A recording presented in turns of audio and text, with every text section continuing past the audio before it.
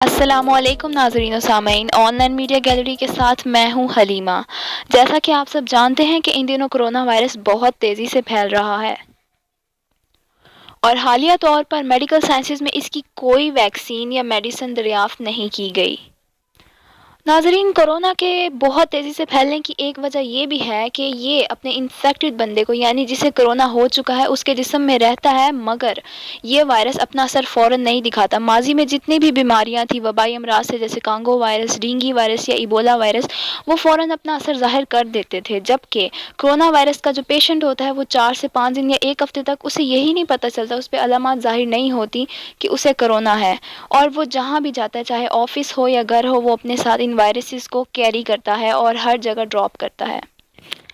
جبکہ ابھی تک کرونا کے کیسز 4,78,341 تک پہنچ گئے ہیں۔ 21,524 لوگ اس کی وجہ سے موت کے گھاٹ اتر چکے ہیں، جبکہ 1,15,665 لوگ صحت یاب ہو چکے ہیں۔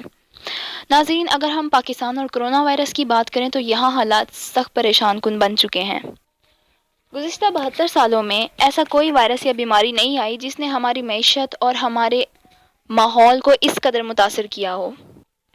اس وقت پورے پاکستان میں لاک ڈاؤن چل رہا ہے اور عوام کو گھروں میں رکھنے کے لیے ہماری آرمی اور دیگر شفاکی اداروں کو باہر نکلنا پڑا۔ ہماری حکومت عوام کو اس وبائی مرض سے دور رکھنے کے لیے گھروں میں لاک ڈاؤن رہنے کا کہہ رہی ہے، مگر افسوس کی بات یہ ہے کہ ہم لوگ اس چیز کو سنجیدہ نہیں لے رہے اور اپنی انا کی تسکین کے لیے فوج، وزیر اعظم اور دیگر اداروں کو برا کہہ رہے ہیں۔ آپ لوگوں کو اس چیز کا سوچ لینا چاہیے کہ اس وقت پوری دنیا میں پاکستان کا کیا تاثر پڑ رہا ہے، یعنی کہ ان لوگوں کو گھروں میں رکھنے کے لیے، انہی کی حفاظت کے لیے آپ کی آرم فورسز کو، آپ کی پولیس کو اور دیگر اداروں کو باہر نکلنا پڑ رہا ہے، اور یہ پاکستان کا اچھا تاثر نہیں دے رہے آپ لوگ۔ ایک پاکستانی شہری ہونے کے ناطے، ایک پاکستانی سویلین ہونے کے ناطے آپ کو چاہیے کہ آپ قوانین کی عزت کریں، آپ فوج اور پولیس کا ساتھ دیں، آپ گھروں میں لاک ڈاؤن رہیں، اپنی سینیٹری، اپنی دوسری چیزوں کا دھیان کریں تاکہ حکومت سے بوجھ اٹھے، کیونکہ جن لوگوں نے اس بیماری کو سنجیدہ نہ لیا وہ جلد اس حقیقت سے آشکار ہو جائیں گے کہ حکومت کی عملی تدابیر کس طرح ہمارے حق میں بہتر تھیں۔